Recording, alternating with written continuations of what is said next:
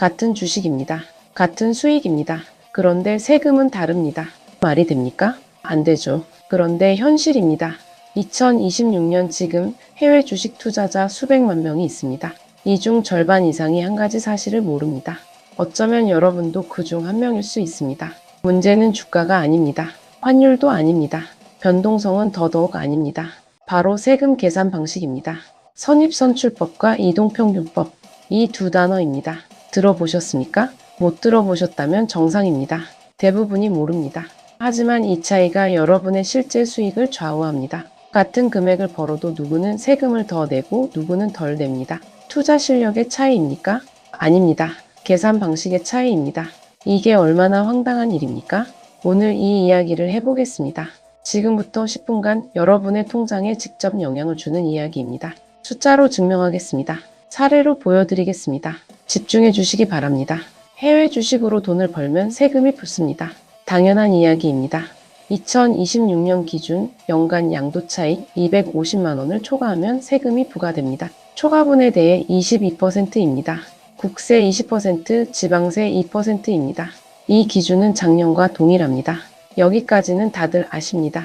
그런데 여기서부터 갈립니다. 세금은 얼마 벌었느냐로 결정되지 않습니다.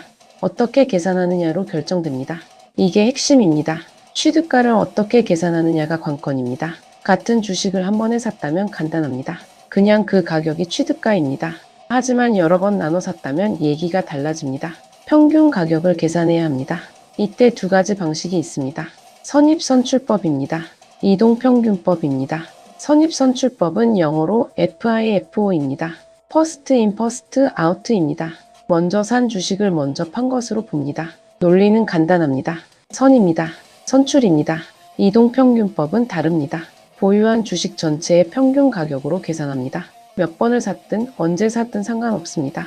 전부 평균냅니다. 말은 쉽습니다. 하지만 결과는 천지 차이입니다. 구체적으로 보겠습니다. 엔비디아 주식을 샀다고 가정합니다. 지난해 1월 100달러에 10주를 샀습니다.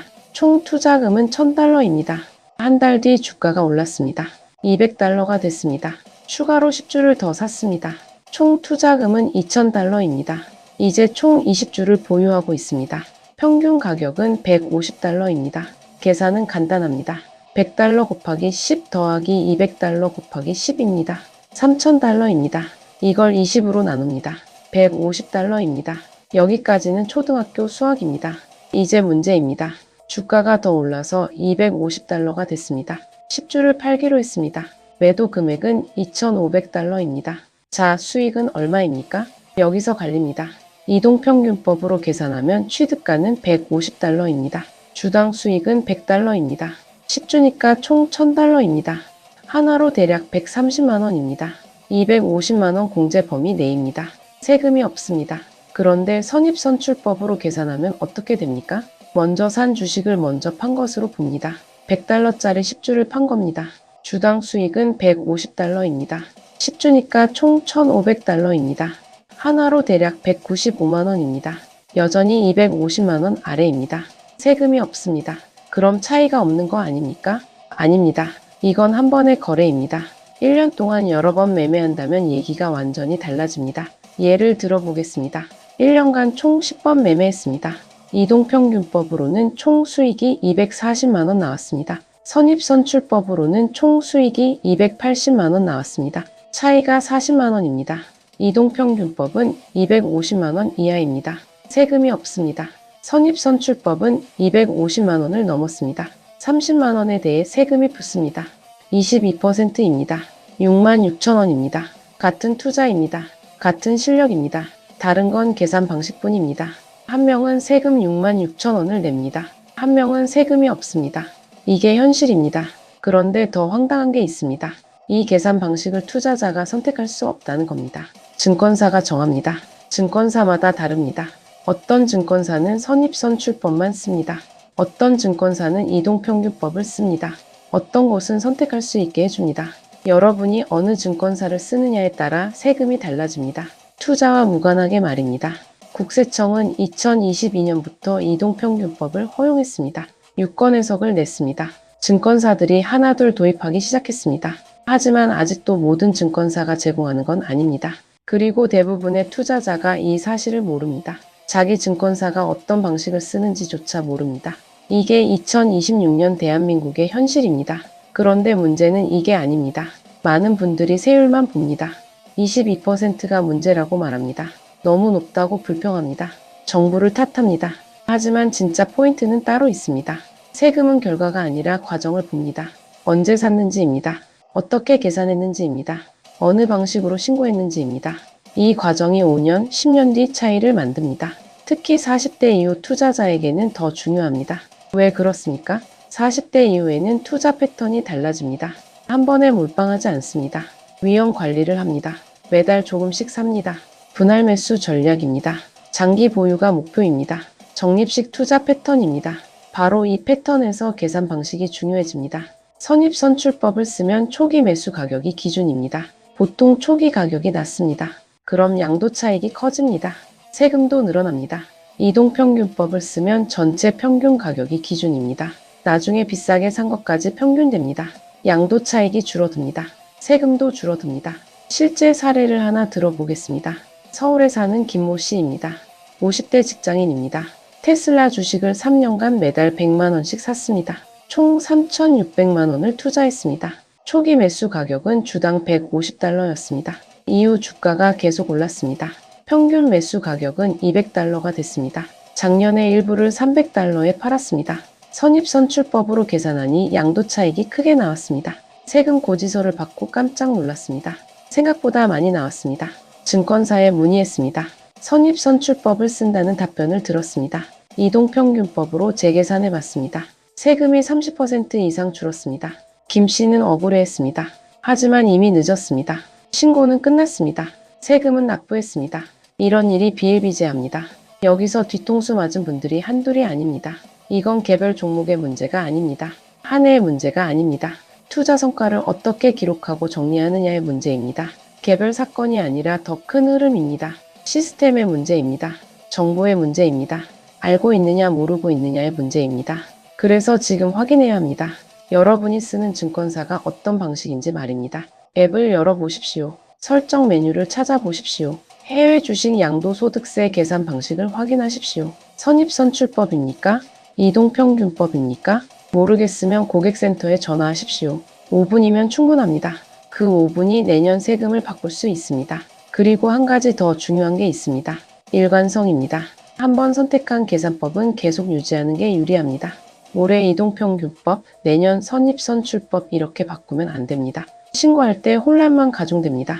국세청에서도 일관성을 권장합니다. 처음부터 제대로 선택해야 합니다. 그러려면 먼저 알아야 합니다. 모르면 선택할 수도 없습니다. 또 하나 놓치지 말아야 할 게 있습니다. 결제일 기준입니다. 매도일이 아닙니다. 결제일입니다. 보통 매도 후 이틀 뒤가 결제일입니다. 미국 주식은 T+2입니다. 거래일 더하기 2일입니다. 연말에 12월 29일에 팔았다고 가정합니다. 결제일은 12월 31일입니다. 올해 소득입니다. 하지만 12월 30일에 팔았다면 어떻게 됩니까? 결제일은 내년 1월 1일입니다. 내년 소득입니다. 세금은 내후년 5월에 냅니다. 이것만 잘 활용해도 절세가 가능합니다. 250만원 기본 공제를 2번 쓸 수 있습니다. 올해 240만원 이익을 실현합니다. 내년 1월에 나머지를 팝니다. 또 240만원 이익을 실현합니다. 둘 다 세금이 없습니다. 합법입니다. 전략입니다. 아는 사람만 합니다. 손익통산도 방법입니다. 수익 난 종목과 손실 난 종목을 같이 정리합니다. 과세 대상을 줄입니다. 예를 들어보겠습니다. A 주식에서 300만원 수익이 났습니다. B 주식에서 100만원 손실이 났습니다. 어만 팔면 50만원에 대해 세금이 붙습니다. B도 같이 팔면 순이익은 200만원입니다. 250만원 이하입니다. 세금이 없습니다. 이것도 합법입니다. 전략입니다. 세금은 시스템입니다. 시스템을 이해하면 합법적으로 줄일 수 있습니다. 모르면 그대로 당합니다. 오늘은 해외 주식의 수익 이야기를 하지 않았습니다. 어떤 종목을 사라고 말하지 않았습니다. 세율을 비난하지도 않았습니다. 정부를 탓하지도 않았습니다. 다만 하나만 남기고 싶습니다. 내가 번 돈이 내가 생각한 방식으로 계산되고 있는지 확인하라는 것입니다. 증권사 앱을 열어보십시오. 설정을 확인하십시오. 계산 방식을 확인하십시오. 모르겠으면 물어보십시오. 이게 여러분 돈입니다. 세금으로 나갈 돈입니다. 확인하는데 5분이면 충분합니다. 그 5분이 내년 5월 세금 신고 때 수십만 원, 수백만 원 차이를 만들 수 있습니다. 2026년은 이미 시작됐습니다. 올해 매매한 내역은 내년 5월에 신고합니다. 지금 확인하지 않으면 내년에 후회합니다. 그때 가서 억울해봤자 소용없습니다. 세금은 냉정합니다. 시스템은 기다려주지 않습니다. 정보는 아는 사람 편입니다. 여러분도 아는 사람이 되십시오. 정부가 한시적으로 운영하는 제도도 있습니다. RIA 제도입니다. 해외 주식 국내 복귀 세제 혜택입니다. 해외 주식을 팔고 국내 주식에 재투자하면 양도세를 감면해줍니다. 조건이 있습니다. 기간이 정해져 있습니다. 이것도 아는 사람만 챙깁니다. 증여활용 절세도 있습니다. 배우자에게 증여한 뒤 양도하는 방법입니다. 각자 250만 원씩 공제를 받습니다. 합법입니다. 이것도 전략입니다. 다음 영상에서는 증권사별 계산 방식 차이를 구체적으로 비교해 보겠습니다. 어느 증권사가 이동평균법을 쓰는지 알려드리겠습니다. 어떻게 변경할 수 있는지도 설명하겠습니다. 그리고 RIA 제도와 증여활용 절세에 대해서도 자세히 다뤄보겠습니다. 숫자로 보여드리겠습니다. 사례로 증명하겠습니다. 지금은 여기까지입니다. 구독과 좋아요는 더 많은 분들에게 희망을 전하는 힘이 됩니다. 오늘도 행복한 하루 되세요. 감사합니다.